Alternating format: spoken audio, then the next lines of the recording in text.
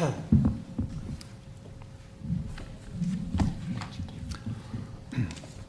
right, good evening, and welcome to the 2016 Lewisville Independent School District Candidate Forum. This forum is being sponsored by the Cross Timbers Gazette and the Lewisville Texan Journal newspapers. Steve Southwell, publisher of the Lewis Texan Journal, is here. He's right up here in the front. Steve, if you'd just wave. Steve. Max Miller, publisher of the Cross Timbers Gazette, is working on deadline tonight, so he won't be here. I'm Bob Weir, along with Patrick Kelly, who represents the Texan Journal, and will be the moderators for this one-hour forum. Early voting is already underway and will end on Tuesday, May 3rd. On Election Day, May 7th, polls will be open from 7 a.m. to 7 p.m. You can visit www.votedenton.com or call 940-349-3200 for information on your specific polling place. Incidentally, this forum is being videotaped, and it will be available on the LISD website, the Cross Timbers Gazette website, and the Lewisville Texan Journal website.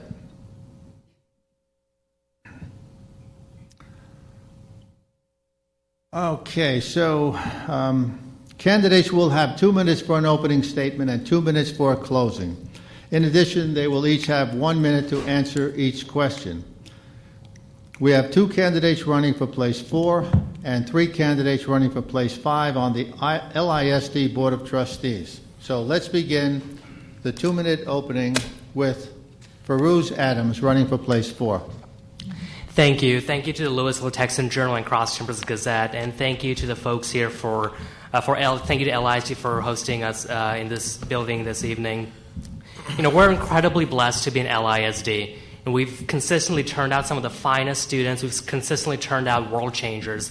And just a few days ago, you know, we learned that LISD was named one of the top districts for music education in the state, and that comes as no surprise. And just a week before that, we learned that one of our student councils actually is going to nationals to win an award. So we are very blessed to be in LISD. And it is a testament to the strength of our district, the fact that I'm sitting here as a candidate in front of you this evening. At the same time, of course, you know, even though we are a terrific district, I think we can still be the best and we can do a lot better. You know, I have been involved in district politics since I was 15 years old, and I'm sure you probably have heard of that story quite a few times by now. And so I've seen the policymaking process. I've seen how ideas are formulated.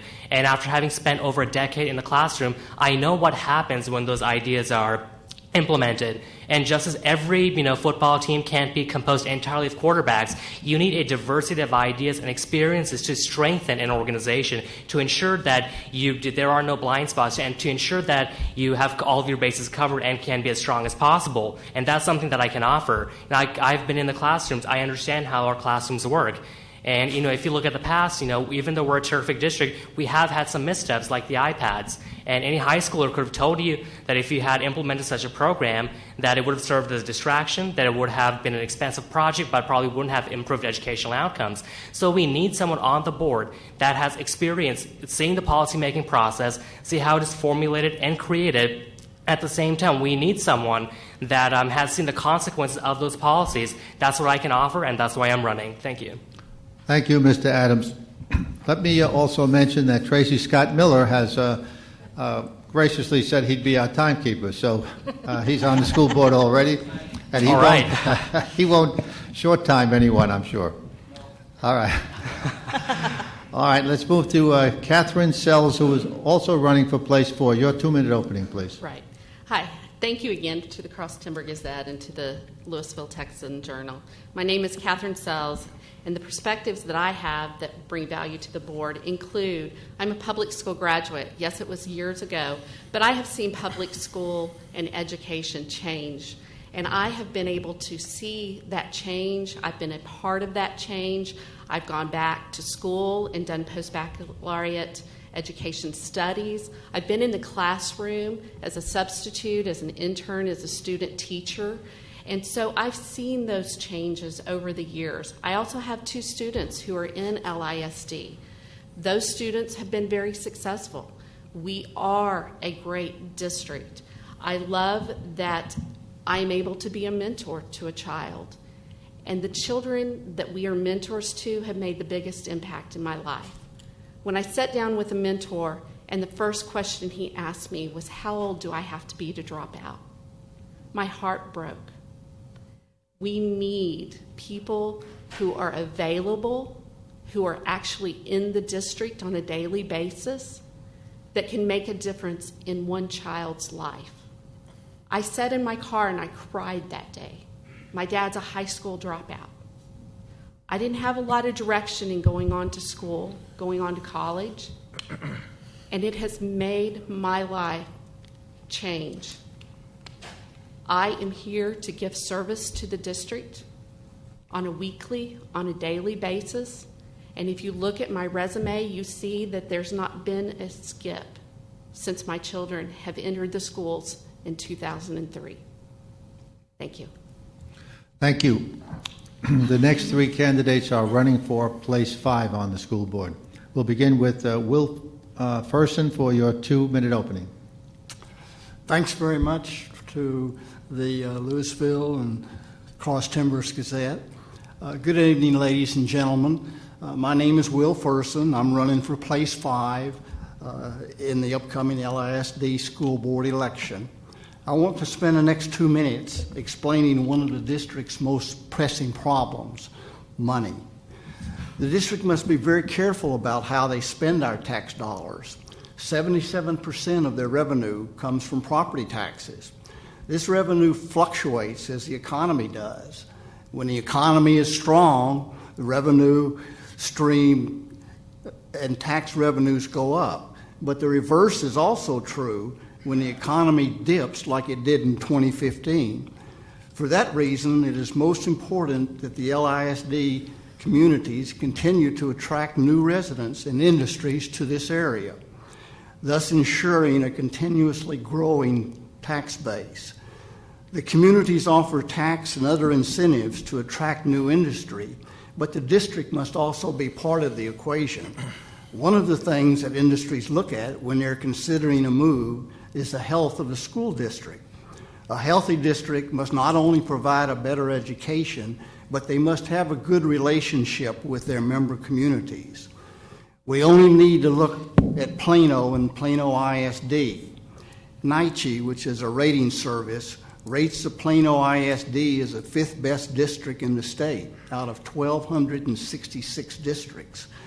Drive through Plano and you can't help but notice all the construction that is going on. As a resident and school board trustee, I would like to help the LISD achieve the same type of results. Thank you very much. Thank you, Mr. Ferson. Next candidate running for place 5 is Allison Lasan. Your 2-minute opening, please. Thank you. Good evening. My name is Allison Lasan, and I am running for place 5. I was asked to run for this seat on the board because of my job experience and my volunteer work in schools as a parent. My master's degree, my 7 years of employment with city governments, and working with multiple local PTA groups uniquely positioned me to serve. I am familiar with budgeting and many other administrative processes, and I will be ready to contribute from day one. Dr. Rogers and the current board are doing an excellent job of leading the district, and I want to help continue this positive path. LISD must continue to improve. We are one large district, and I want to give a voice to our students, teachers, parents, and taxpayers.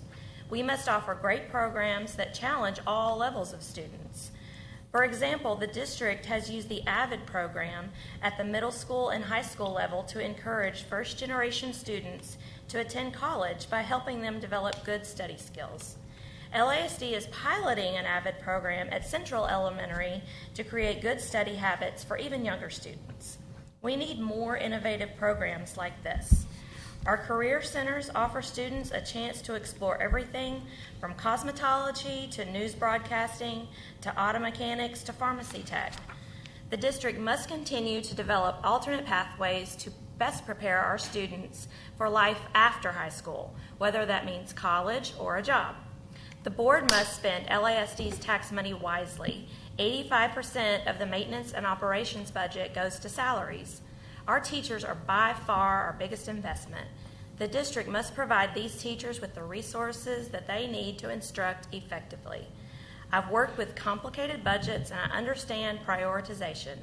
The district must spend its funds in a way that maximizes the benefits to our students. Thank you. Thank you, Ms. Lasan. The next candidate running for place 5 is Jenny Prosnick. Thank you, Mr. Weir. I want to thank Steve Southwell and Max Miller for putting this together so quickly. My name is Jenny Prosnick, and I'm a wife and mother who has called the district home for almost 17 years. My 2 children are why I, of course, became involved in LISD, but the 53,000 plus students are why I've stayed so involved, and why I've gone to 49 of the last 50 meetings of the school board, because I care about what happens to them, because what happens to them affects all the communities that LISD serves. I have served on leadership and volunteers positions within my local PDA and the LISD Council of PTAs. I've been a liaison for the Mayor's Frisco Youth Council, along with serving on parent-led organizations like Independence Gardens, which is a district-wide led group. I want to work for all the stakeholders LISD serves. LISD needs to create better standards and systems which will improve continued growth and transparency, making the dual language program more impactful, a district-wide facilities plan that is budget responsible, and increasing collaborations with the cities that LISD serves, a top priority. I know what it takes to find solutions. I represent a positive direction on getting things done on the board. I have advocated for children on the local, state, and national level. And what's good for kids is what's good for LISD. Your children are your greatest emotional investment, and your home is your greatest monetary investment. And as a parent and a taxpayer, you deserve the best return on both. Those are some of the things that I think are important to me. I'm looking forward tonight to hearing what the questions are to find out what's important to you. I want to thank again the Cross Timbers Gazette and the Lewisville Texan Journal for hosting. Thank you, Ms. Prosnick. We will now move on to questions that have been submitted by readers of the newspapers. Patrick and I will alternate with the questions, and the questions will be asked in rotating order, beginning with Farouz Adams. Pat. Thank you. All right, Mr. Adams and the rest of the candidates. First question, short and simple. What is the job of the school board? The job of the school board is to hire a superintendent, hire an internal auditor, and also to look at policies and ideas that can be used to improve the board and to design curriculum that will benefit the students. So the job of the school board really is to guide the district to work with the state to ensure that our students have the resources that they need. We can't have a top-down system where the state dictates what we do. So we need folks that are closer to the ground, closer to the folks in the community to decide where resources should be allocated. And that's what the job of the school board is, to ensure that we have the appropriate resources, we build appropriate relationships, and that we're able to have the opportunities available for the students so they're able to pursue their education and then to find a career or move on to higher education that they would desire to go to. Okay. Ms. Sells? The same question. Same question, Okay, yes. I thought it was alternating. The school board's purpose is to support the administration. We're here to guide the investments that are made, that the taxpayers' monies are going for. We're to be good stewards of that money. We're to be advocates for our students, for our community, for our teachers. We're to agree that our teachers are our greatest resource, and we need to always keep that mindful. We need to build better relationships with those in Austin. We need to let our voice be heard. We need to have them know that we care and that they appreciate our views and our opinions. And we need to come together as a district and as a board and make sure that our voices are heard in Austin so that we can be a better district and that we can get that funding and get the STAR testing corrected. Thank you. Thank you, Mr. Ferguson. Same question. Would you read the question again? Sure, absolutely. What is the job of the school board? The main job of the school board is to hire the superintendent. I think that's probably one of the most important jobs, is to pick a leader for a school board. We're the 18th largest school district in the state, and we better have a strong leader. A lot of other things that they do, but that, I think, is the most important of all. We need to be aware of some of the problems of the present school board and the past school boards under different superintendents, to hopefully not make some of the same mistakes that they made. Thank you. Okay. Thank you. Ms. Hassan, same question. What is the job of the school board? Well, in addition to what these people have said, we've approved budgets, set policy. They approve budgets, set policy. But I'm pretty sure they also get to ride in homecoming parades. That's what I've heard. So that sounds kind of fun. And graduation. Oh, right. And hand out, no. In all seriousness, though, they do have a very serious job. It's, kind of the heart of the district. They're kind of the faces of the district, and I consider them the listeners of the district too, to listen to parents and teachers about their concerns. Okay. Ms. Prosnick, same question. What is the job of the school board? Well, the main job of the school board is to represent the people that elected you, which are the taxpayers, and to look out for the students. But a school board is one of the most unique positions, and because, if you'll remember your three branches of government, your school board does all three. Executive, we hire the superintendent. Judicial, we hear level 3 grievances from students and parents. And legislative, in that we set policy. So we're kind of like all wrapped up into one. The largest part of a school trustee's job is to give direction to the superintendent, to give to the administration, to be not necessarily always the go-between, but to be able to help the residents of LISD if they have an issue or a problem, and direct them in the way so they can find resolution. All right. Thank you. For the next round of questions, we'll begin with Catherine Sells. The question is rather lengthy. Oh, boy. The Texas Supreme Court is expected to issue a ruling in the school finance lawsuits in which LISD is a plaintiff. In the lawsuit, districts contend the state funding shortfall required the district to use all of its local taxing capacity in the effort to meet the state mandates, denying it the discretion to use local tax revenue for local enrichment purposes. In the event the Texas Supreme Court rules against Lewisville and other districts similarly situated, would you support a tax ratification election for the district to generate additional revenue to support local enrichment? If you want me to repeat that? Wow. Okay, so my train of thought is that in a nutshell, you're asking if I would support a tax increase. Along these guidelines, I suppose, yes. At this time, I would not. And that's a simple question. I'm a taxpayer. I'm the one in this race that is a taxpayer. And it would take a lot of research for me to be convinced that a tax increase would be the way to go. Thank you. Same question, Will Ferguson. Right now, our tax rate is $1.47 per $100 of evaluation. That's not as high as it's been.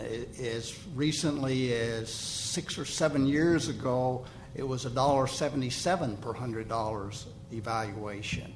Both figures probably were among the highest in the state.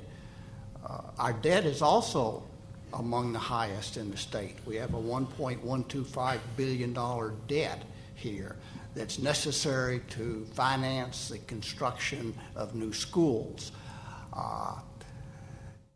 In order to maintain the level of excellence that LISD has maintained, we're the 32nd best school district in the state. It might be necessary to raise taxes. So I wouldn't want to say, no, we're not going to raise taxes. We want to maintain a level. We might have to. Thank you. Allison Lasan, same question. In a nutshell, I would say no, but if there were valid reasons, I would consider it. But in a nutshell, probably my knee-jerk reaction is no. Thank you. Same question, Jenny Prosnick. Well, the lawsuit basically is about Robin Hood. And what Robin Hood does is it takes from property-rich districts like LISD. We are capped at how much revenue we can actually get. And it gives to other districts. We do not need at this time to pass a TRE, number one. So I would say no to that. What we need to do is lobby our legislature if that's what happens. And having a good relationship with our legislators to change that legislation if that's the actual ruling.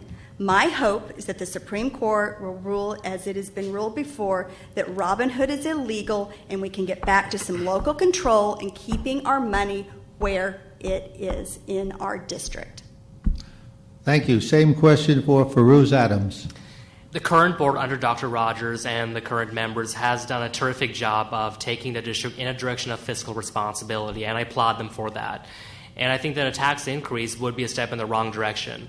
It's very important that we are able to give our students the resources that they need, but at the same time, we can't afford to raise taxes on our residents. I don't think that's a smart idea.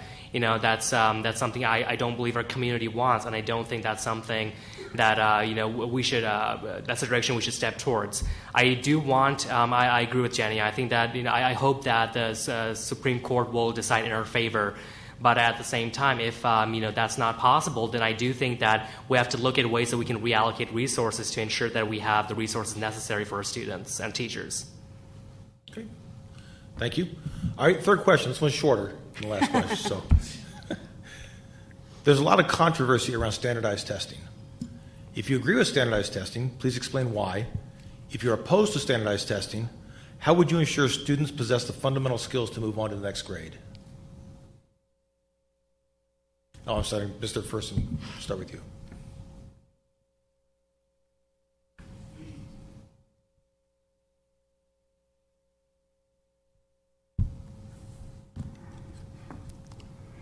That's probably the second biggest problem that school districts face is how to evaluate not only the teachers but the students. There's got to be some form of testing. Whether it should be dictated by the state legislature or whether it should be done on a more local basis is probably the important question. I would be in favor if we can become a district of, what's the word I'm looking for? Excellence.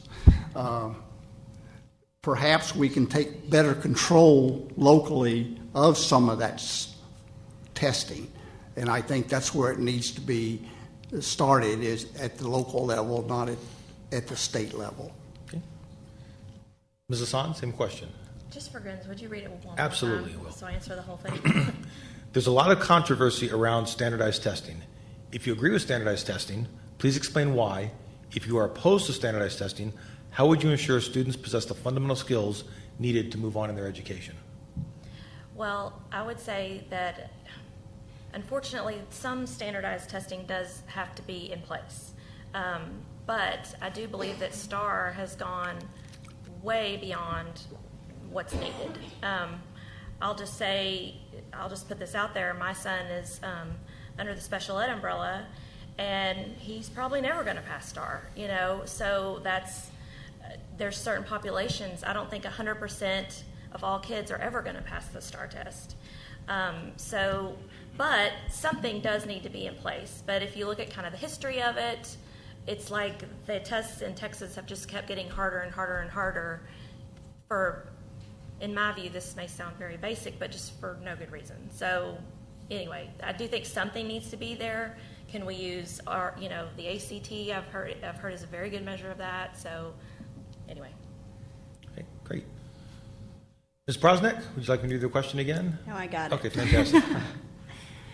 I am not in favor of high stakes testing, which is exactly what we have with STAR. It impacts teachers. It's going to impact in 2017 your school rating, the letter that's going to be on the marquee outside your school or on your front door.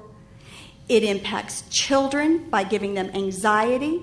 It impacts principals in the anxiety that they put on their teachers.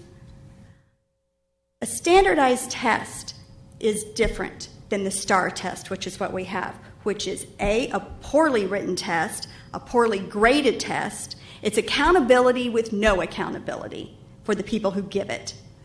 And so we have to have, you want some accountability? You know who's the best accountability? Is the teacher in that class and the principal at that school to see whether or not a child is ready to move on to the next grade, not some random fill-in-the-bubble test. Thank you. Mr. Adams, same question. After the EOC fiasco that we had, it's very hard to be in favor of standardized tests. When you look at other countries that, folks say perform better than us on all these other measures, you have to ask yourselves, why is that? The United States has consistently been the most innovative country in the world. Some European countries outperformed the United States, yet they don't have a Silicon Valley. Even when Samsung, they decided to create their own smartphone, they had to steal technology from Apple to do that. And South Korea is number 1 or number 2 in the world when it comes to education, depending on who you ask. Finland is in the same place, but they're not at the same level of innovation as the United States. So we have all these international measures that say that these countries, these folks are doing better than we are. But the United States continues to outperform all of those places. So I am very skeptical of standardized tests and what they can offer us. I think that it's up to the community for them to have their own standards to decide by what measures do you decide that those students are ready and qualified to move on to the next grade.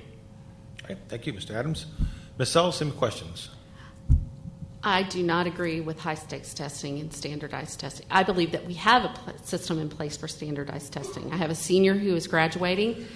That is in place is at the ACT and the SAT. That is where he's judged on his peers across the country in getting into universities. We visited 5 universities outside the state of Texas. Every one of them asked us about our testing. It's known across the country as a joke. And it didn't matter to him. It didn't matter. It did not weigh in his acceptance or non-acceptance to a university. I call it waterboarding. I believe that in the 13 years that my son has been in LISD, they have waterboarded him with test after test after test. And I'm tired of it. This EOC fiasco, and they're going to grade our schools, and my child might walk into a school. I'll tell you where all the F's are going to be. No child needs that. So no, Okay. I don't agree. Thank you. For the next round of questions, we begin with Allison Lasan. And the question is, at the last board meeting, trustees approved a contract worth $30,000 to facilitate bond committee planning. It seems that LISD is gearing up for the next bond package election. Do you support a new bond package? And if so, what do you think should be included in it? I would support a new bond package as long as it's fiscally responsible.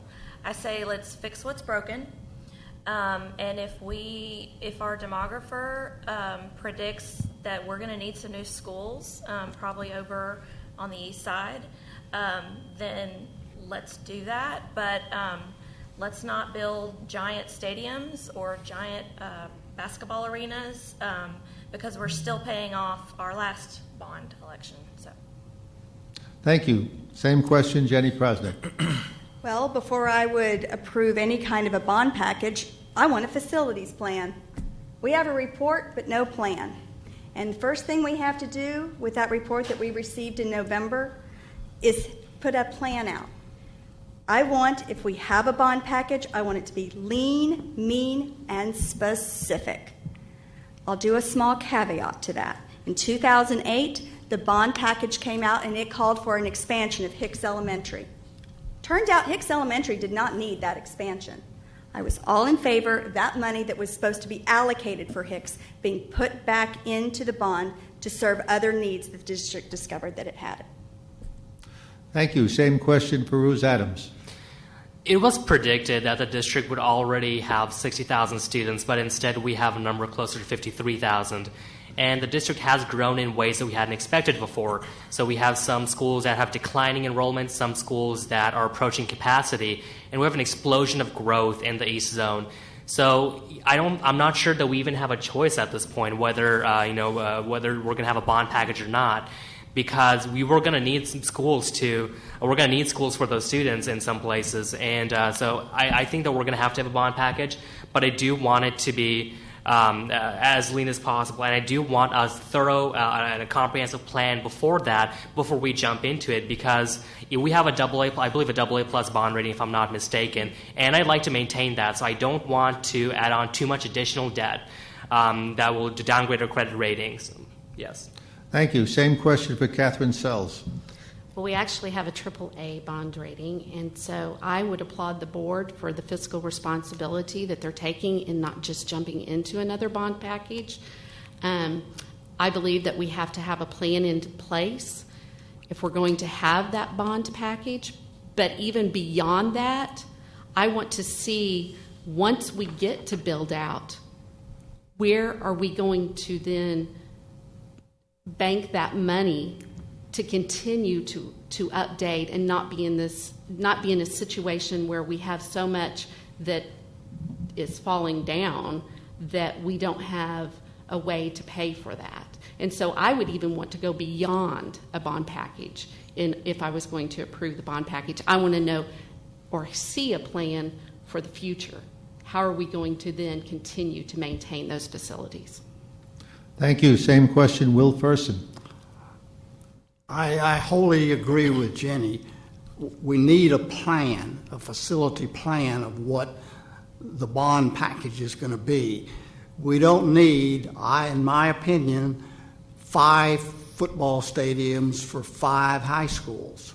I'm not sure that we need 9th grade centers for 5 high schools. I'm not sure that couldn't have been done with maybe 2, or spread them out or something.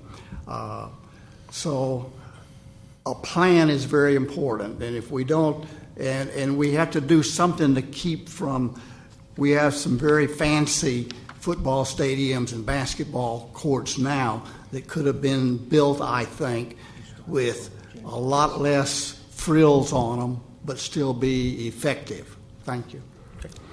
Okay. Next question, we're going to start with Ms. Lasan. And I'm sorry, with Ms. Prosnick. Okay, very good. So, a little bit long question here. The question's at the very end, though. So a little bit of background for me first, okay? Continuing regarding bonds, in 2008, there was a bond election with 2 propositions, Prop 1 and Prop 2. Prop 1 included infrastructure updates, money for technology, and a new football stadium for Marcus. Prop 2 is for an event center. The question is, should bond elections contain independent propositions for needs that are mostly academic versus mostly extracurricular? Why or why not? Yes, is my short answer to that. I believe that was done, quite frankly, because they felt that the bond would fail if they included the event center in Proposition 1, and the events did fail. That did fail. Because our business here is to educate children. That's the job of the district. And I think we need to be able to provide those facilities. And if those facilities are not adding or providing for the education of the students of the district, it probably shouldn't have been included in a bond package anyway. And I think it was just thrown out there to see if the public would bite. Okay. Thank you, Ms. Prosnick. Mr. Adams. I completely agree. I think there's a problem everywhere in our country where there are educational institutions, there's a slight move away from education more towards programs that have nothing to do with it. So I completely agree. I do think that there should be distinct propositions, and I do think I like the idea when folks have the ability to pick and choose. I think that is far more democratic. And I'm glad that the other proposition failed, because I don't think that it is necessary to have all those extra expensive, frivolous expenses for educational institutions. So I would completely agree with that. Okay. Ms. Sells, same question. Well, I think back to we have a responsibility to our taxpayers. And for what we include in that bond needs to be directed to our 53,000 students. We're here to educate. That's our top priority. We're here to prepare these kids for the future. And if we can't do that, then absolutely we do not need to include that. And they should be separate as they were in 2008. Okay. Thank you. Mr. Yes. Ferguson, same question. I agree that bonds and propositions should be two separate things. So if the one fails, there's still money available to do certain things that are most important to educating the children. Okay. Mrs. Zahn? I would just say the fact that they separated them and the second one failed is probably shows the community, the will of the community, and that's probably the way it should have been written. Okay, thank you. All right, for the next question, we begin with Peruse Adams. And the question is, a number of schools in the LISD Central Zone, Lewisville, are considered as Title I schools, a designation generally given for schools with a high concentration of low-income students. What are your thoughts on how the district can best support these schools and students with high needs? What the Central Zone did that I particularly liked is that it did a good job of hammering in the idea from very early on that hard work and educational achievement is extremely important. And I actually remember I was in a strategic design team group my senior year of high school, and I actually saw that, if I'm not mistaken, that students from LHS felt they were more ready to go to college than some of the other high schools, which is something I actually wouldn't expect from a community that is a lower income where there are a lot more barriers for achievement. So I think that our district has done a good job, and I think that we need to continue on that. I think our district does a good job of conveying to students that if you're college educated, you make $1 million more throughout your lifetime than if you aren't. And I think our district has done a good job of conveying to those students that that education is the way to a successful future. So I think that is something that we've done a good job on, and I would like to continue that. I think what we could do is, provide more resources to parents so they're more aware of programs that are available to the students. I know that some parents don't necessarily have the time to be involved, and I think that if they're made more aware of that, perhaps they would be able to. I'll get there. Perhaps they would be more able to, direct their students in a way that can, help them become successful. Thank you, Mr. Adams. Same question, Catherine Sells. Can you repeat it again? Sure. A number of schools in the LISD Central Zone, Lewisville, are considered as Title I schools, a designation generally given for schools with a high concentration of low-income students. What are your thoughts on how the district can best support these schools and students with high needs? Well, I believe that first and foremost that we do a great education, give those kids a great education, and we give them a future, and that's what we need to continue to do. I believe that those teachers in that school give those kids hope. And I've been in those schools, and I've talked to those teachers, and I've talked to those kids. I have one of those teachers that lives across the street from me that was in a Title I school for many years. And so I believe that they give them hope first and foremost. I believe that there might be a way to go in, and I would love to see our community. I would love to see our community who have had kids go through the schools and who have had the kids either choose a career path or a college path to be able to go back into those schools and walk that path through the parents or the students who don't have a parent supporting them. But I also think that we need to continue our relationship with our nonprofits, and they can help us and meet needs of our students that we as a school district should not be meeting, like our CIS&T and our PD place. Thank you. Same question, Will Ferson. I'm surprised that they didn't mention the colony. Of all the 5 high schools in the area, the colony's not far behind in low-income families, yet they've scored 6 designations on some of the ratings from Texas Educational Association, but they've done a terrific job in the colony, and whatever they're doing there, hopefully they're doing the same thing at Lewisville High School.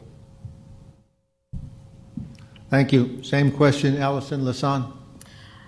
First, I would say we need to be talking to the teachers and the counselors that are in the weeds with those students and find out what their needs are. And I would also say that I know that Communities in Schools does a good job of this, and so does CCA. And so I think getting in there with them and partnering with them and helping them out, making sure that they have what they need is essential. Also, I would really love, too, if maybe some of our PTAs and some of our more wealthier areas of town could maybe partner with the PTAs at some of these lower income schools. I think that would be very, very great partnership. Thank you. Same question, Jenny Prosnick. I'm going to hate, but can you please repeat it? Sure. A number of schools in the LISD Central Zone, Lewisville, are considered as Title I schools, a designation generally given for schools with a high concentration of low-income students. What are your thoughts on how the district can best support these schools and students with high needs? Well, the most important factor in determining a student's success is parental involvement, or really just one caring adult. It increases their chances of graduation by over 25%. The district does a really good job of partnering, has been mentioned, with Communities in Schools and CCA, and working with other community, Pedia Place, for example, which is at one of our pop-up at one of our elementaries. The greatest thing we can do for these students and teachers is to surround them with as much support as possible so that they can find their own success. I don't believe you give anybody self-esteem. I believe you give them the opportunity to create it for themselves. And when you create it for yourself, you're more determined, you're more apt to succeed without relying on other people. If we can wrap our students around with the good teachers that we have, with the nonprofits that we partner with, and with the community through mentor programs, I believe that is how you support those students. Okay, great. Okay, next question, we're going to start with Ms. Sells. At least a couple of candidates have expressed concerns about transparency and public communications. What efforts are currently being made by LISD to ensure transparency? Do these efforts go far enough? Why or why not? I didn't hear part of the question. Sure, I'll start over again. At least a couple of candidates have expressed concerns about transparency and public communication. What efforts are currently being made by LISD to ensure transparency? Do these efforts go far enough? Why or why not? Well, I believe that one of the best things they did was bring Ms. Amanda Brim on board. And I believe that she's been able to address the communication study that was done. And I think that even though she's only been here less than a year, that we've already seen great strides in that. We're a large district. There's going to be, it wasn't because of the way the district was created, it seemed like everybody had their own standards. And I think now we can get to a unified standard, and that way that the community in general, whether it be the student or the parent, will be more satisfied with that. Okay, great. Mr. Ferson, same question.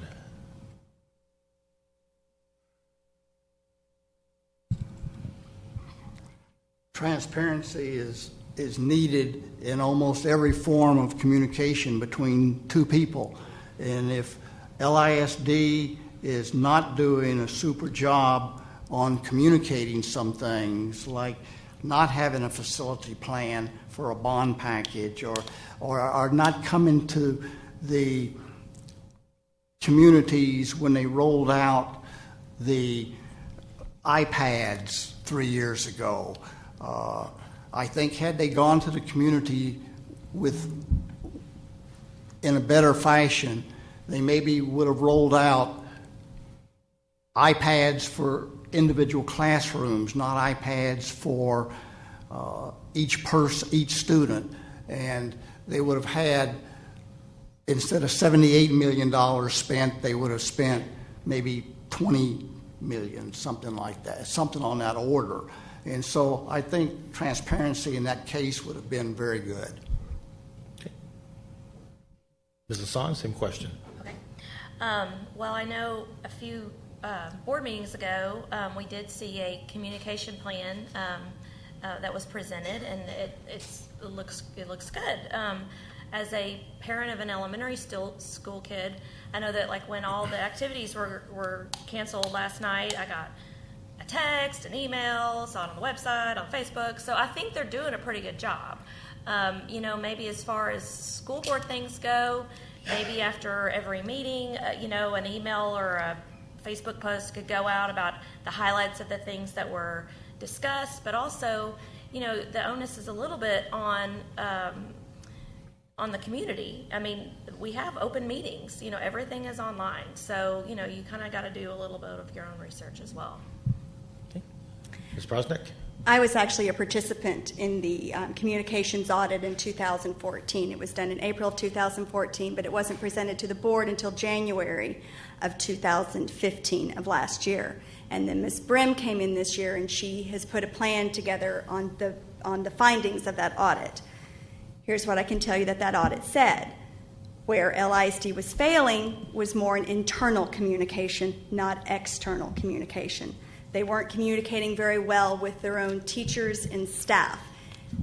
More often than not, a parent might know something before a teacher knew something, and that's not a way to communicate with your front line, and that's our teachers. I believe some of those issues have been taken care of. Communication with parents. You've got parents that range in age from 18 to 65 with all different kinds of platforms of communication. I don't know if you can ever have enough communication with parents from the district, but I believe that they are working on all platforms to push it out. Thank you. Mr. Adams, same question. This is a complaint that I have heard from teachers. I do think that the district has done a substantially better job than in years past. At the same time, there are some spots where it could be substantially improved. In the 3-campus system, in the Lewisville High School system, there's a problem where you may have a student that has a disciplinary issue in one campus, but that doesn't go over to another campus. You also have issues where perhaps a teacher, or rather a student, has to be away on a field trip, but the teachers on another campus aren't aware of that.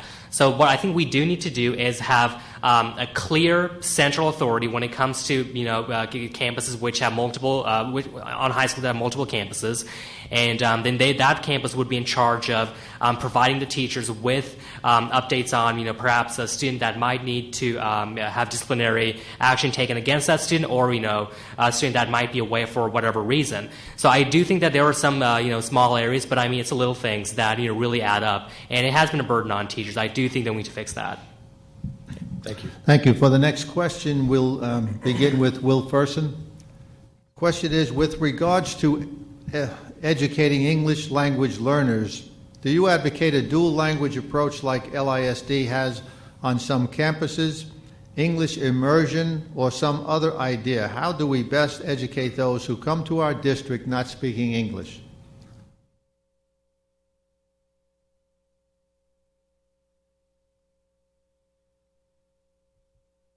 It seems to me like the clearest way to educate children that come not speaking English already is to have dual lingual teachers. I don't know if that's possible within the framework of the budget or not, but if the teacher can't communicate effectively with a student that doesn't speak English, then we got a big problem. Thank you. Same question, Allison Lasan. I think that LISD is pretty innovative in this. I think that it is good to have, because we of course want them to learn English, and they have dual language that helps with that. We've also had the opportunity to visit Wellington Elementary to see their Spanish immersion, and it's really amazing to me to see the little kindergartners. So I saw them about a month ago, and so they had been in their Spanish class for the better part of the school year, and it's amazing what they can learn that young. So I think that from my limited knowledge of this, I think that LISD does a pretty good job. It would also be neat maybe to add some other languages that are becoming more prevalent in our district. Thank you. Same question, Jenny Prosnick. Well, this is a question that actually takes longer than a minute. We have over 176 languages in LISD. So you can't do a dual language program for 176 languages. What we do have are ESL students, and our ESL students, we have amazing, amazing teachers who bring those students to speak English through immersion, because that is what has been shown time and time again to get a foreign language speaker to speak English. The dual language program is a whole other ball of wax, because you are looking at primary English speakers who are in that Spanish immersion program that Ms. Lasan saw, which is also at Hicks Elementary and at Prairie Trail. Then there's the two-way dual language program where you have primary English and Spanish speakers in the same classroom as well, learning from each other. That is at several of our other campuses. I'm getting ready to get the hook. That is a different model. It's a different program than just teaching children how to English who don't know English who come to the district. Thank you. Same question for Ruth Adams. I support a mixed approach. I do like the idea of having a dual language system. Even though we do have 176 languages, I do think that we know one language that probably has the overwhelming number of foreign language speakers. I think that we might not be able to have a perfect system, but I do think that we can capture as many of those students as possible. It is important that those students are able to learn and they don't fall too far behind, while at the same time they do have the opportunity to become acquainted with English. And also I think that there have to be some classes where they are fully immersed in English, because there's no better way to learn a language other than full immersion. At the same time, the risk is that if you try that, then while as they're learning, they might miss out on some lessons and on some ideas while they're in that process. And in the long run, that is actually harmful for all of us if we have students or a large number of people that don't have the necessary skills for the workforce or to go on to college or to become successful. So I think we need a mixed approach, and one that combines the dual language ESL to ensure that we're able to allow students to become acquainted with the English language, and also so they don't fall behind. Thank you. Same question, Catherine Sells. Can you repeat that question again? Sure.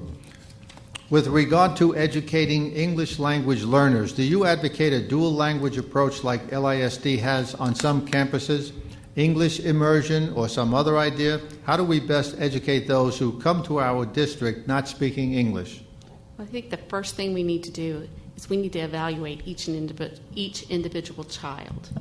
And I would say that I'm not sure that I could speak that only one of those would work for each individual child. So I would agree that there's probably room for a mix of those within our district.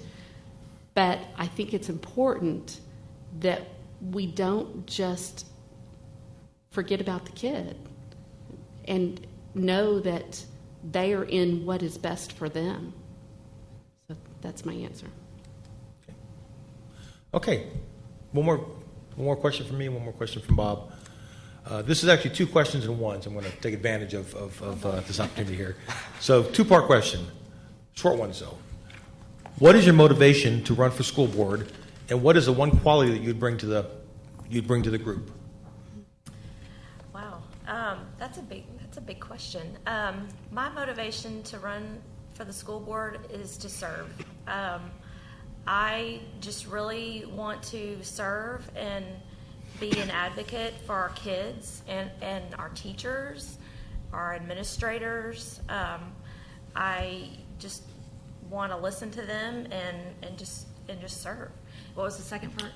What is the one quality that you would bring to the group? I think your best quality. I think my friend, if you talk to one of my friends, they would tell you that I'm a good listener, and I'm kind of a thinker. So I'll listen and think about what's going on, and then make my decision. Okay, great. Ms. Prosnick, same question.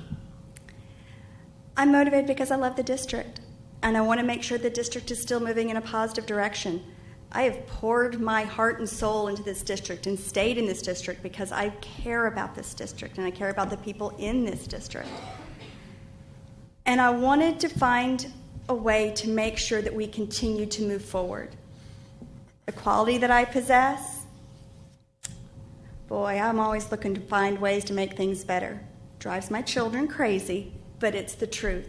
I'm always looking to make it better. Because if you keep looking to make it better, you move forward and you don't stand in concrete shoes. And that is how the best way that we can serve our students. Okay. Mr. Adams, same question. I'm a patriot, and for me, education is the most important issue to ensure that our nation remains strong. And this is just my way that I think that I can help and contribute. You know, I always carry a copy of the Constitution and the Declaration of Independence in my suit. And I love this country, and I want my country to be successful. I want my country to be prosperous, and that's why I want to serve. You know, I think that my experience as a student is very helpful. I think that's something that could be extremely valuable to the board. I think we have 6 mothers and 1 father on our board, but I also think we need someone on there that has the experience of being in the classrooms. And I mean, after having been actively engaged, actively involved, I think that I'm the person for the job, that I think I can contribute to the board in a way that allows us to, you know, take a district that's already great and make it even better. Okay, thank you. Ms. Sells, same question. My motivation is when I came here in 1989, I could have lived anywhere in the Metroplex. Didn't have a job then. I was searching for a job. And I drove down Main Street. And it touched my heart. And so I stayed in this community. I have stayed in this community. My husband and I have the opportunity at any time to choose to educate our children wherever we want. In the Metroplex, in the state, or outside of the state because of his job. We choose LISD. I have served in LISD since my oldest child, walked through the doors in 2003. I love LISD and I love Lewisville. I don't want to go anywhere else. It's my heart is for service for this community and for the kids and the people and the taxpayers. I get it all. I worked for the city of Dallas. I served there. I took a job pay cut so that I could serve there. And it was the best thing I ever did. And I want to continue that service through LISD. And the one quality I bring is I'm positive. If you talk to any of my friends, I'm positive and I'm a relationship builder. Okay. Mr. Ferson, same question. Our oldest daughter lives in Flower Mound. She has 4 boys. My grandsons were completely educated in LISD. 2 have graduated from high school. One's graduating this year. One will be a junior next year.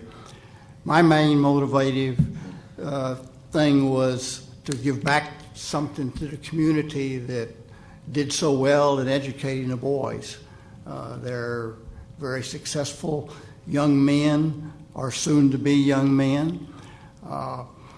The quality that I bring, I'll talk about in my closing remarks, but my education, my work experience has all pointed me toward public service, and I'll tell you a little bit more about that in a minute.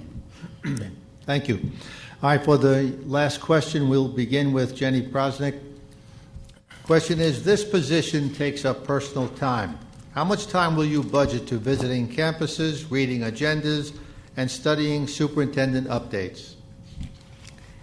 Well, one of the reasons when I decided to run, why now, is that my youngest will be getting his driver's license in July, which frees up hours of chauffeuring time. And this would be my job. This would be my job. How much time? I already give approximately 40 to 60 hours a week to LISD and volunteering, so I can't imagine that I wouldn't continue to give 40 to 60 hours a week in volunteering and reading agendas and looking at other districts and what they're doing and calling our state representatives and seeing what they're doing. This would be my job. I have the time and the passion and the drive, to give this community and this school district everything I've got. Thank you. Same question for Ruth Adams.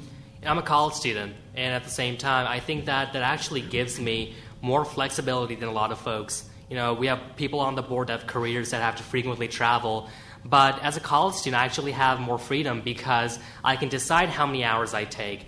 Yeah, I can decide, whether if I want to continue a second major or have two minors. So I can decide whether I want to have 16 organizations.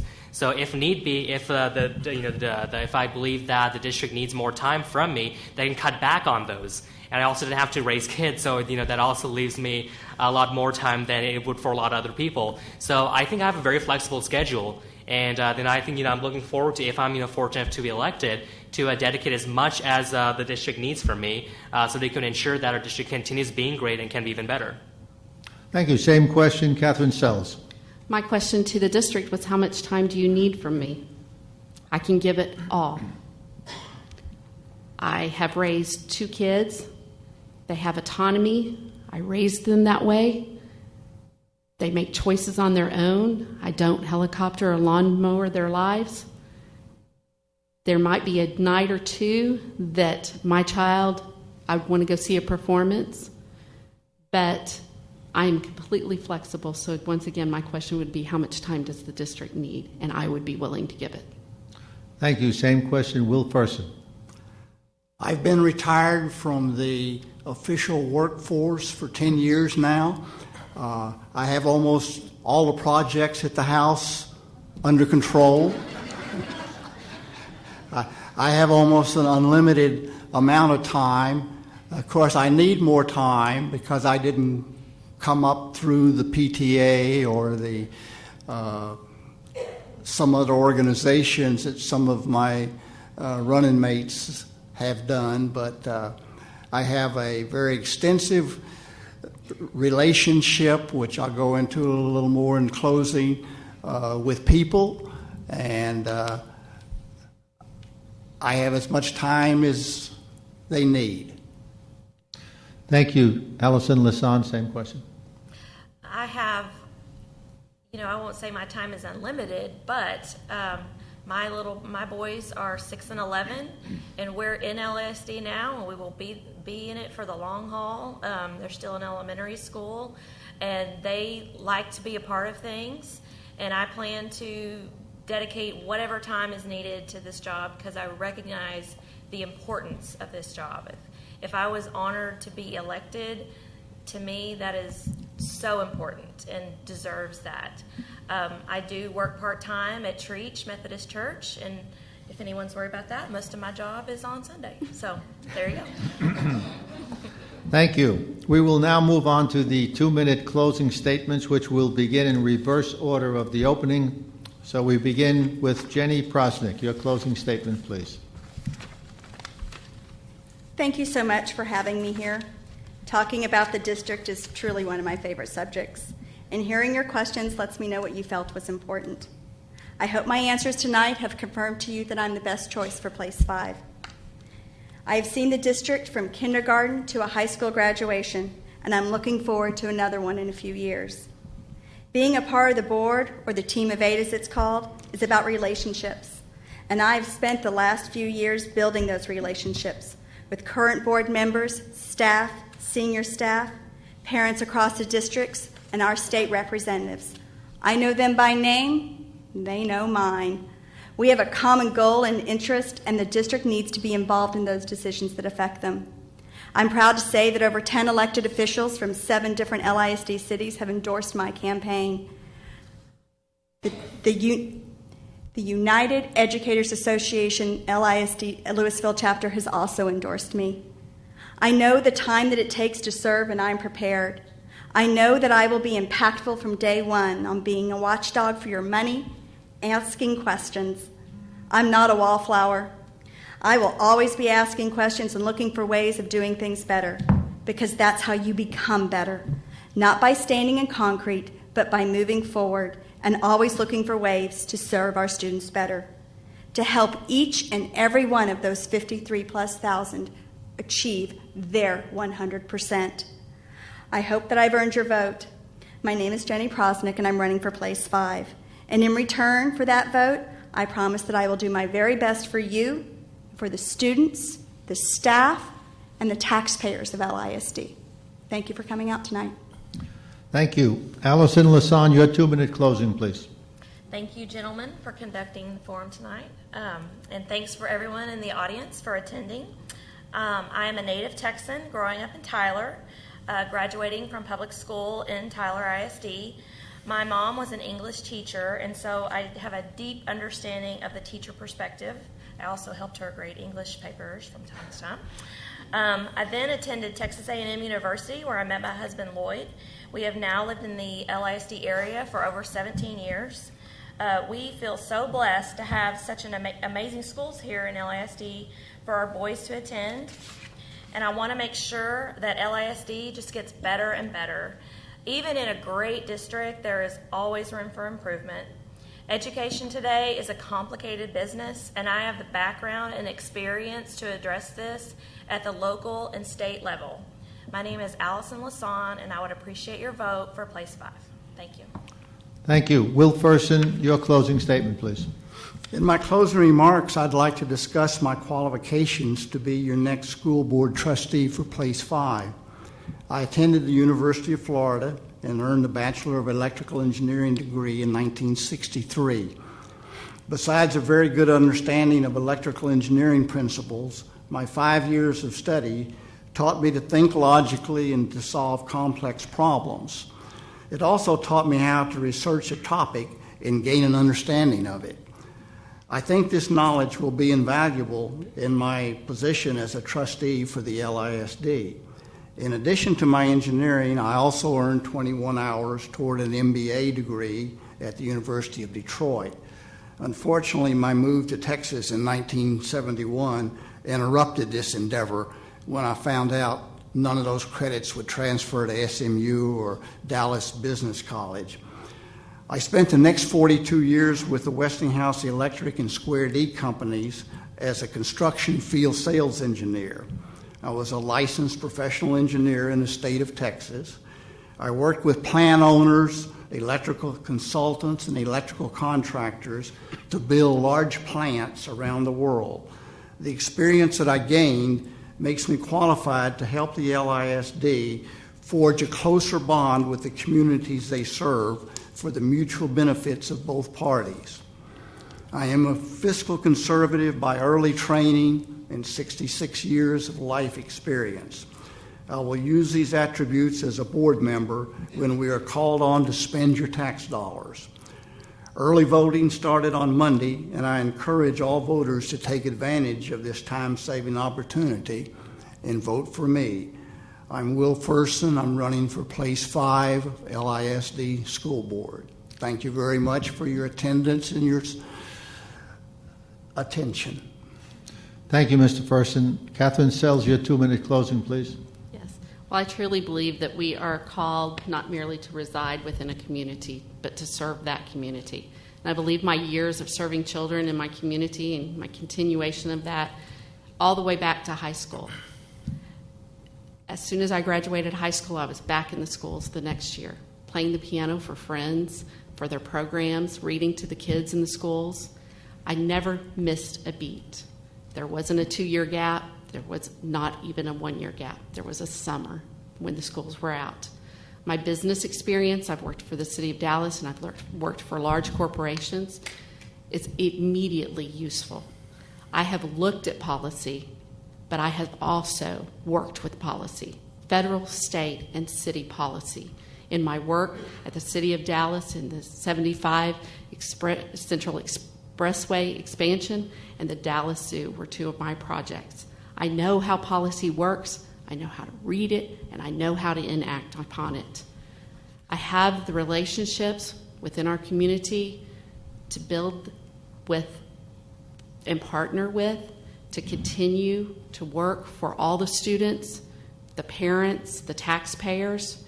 I've been invested in LISD, like I said, since 1989 with a short move to Austin, and we could not get back fast enough, let me tell you. I was not going to educate my children in the Austin School District. I believe that we need to be fiscally responsible, something my husband and I set forth before we ever married. We are fiscally responsible, not just saying it, but we live it out daily, every day. We owe no one, and we haven't for years. We pay cash for everything we buy. That's not something that you just read about and learn to do.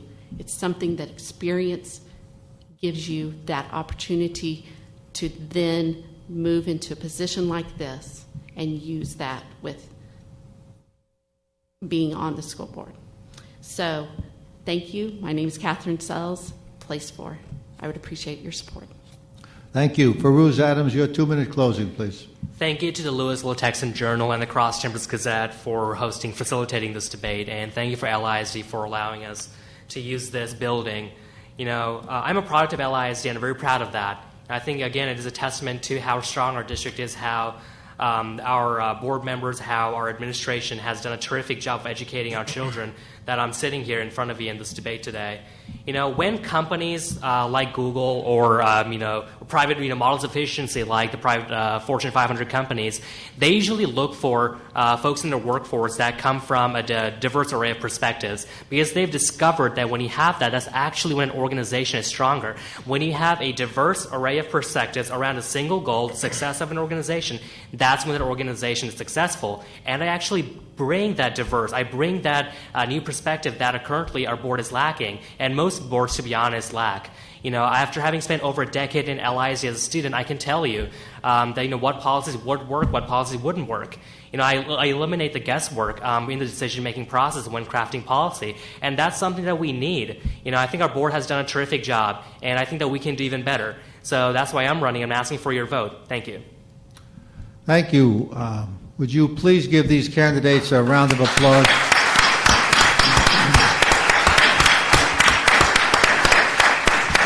Very well done. That concludes tonight's forum. I want to again thank Stephen Southwell of the Lewisville Texan Journal, Max Miller of the Cross Timbers Gazette, and my co-moderator, Patrick Kelly. Thank you. Thank you. Thank you. And please don't forget to vote. Next person.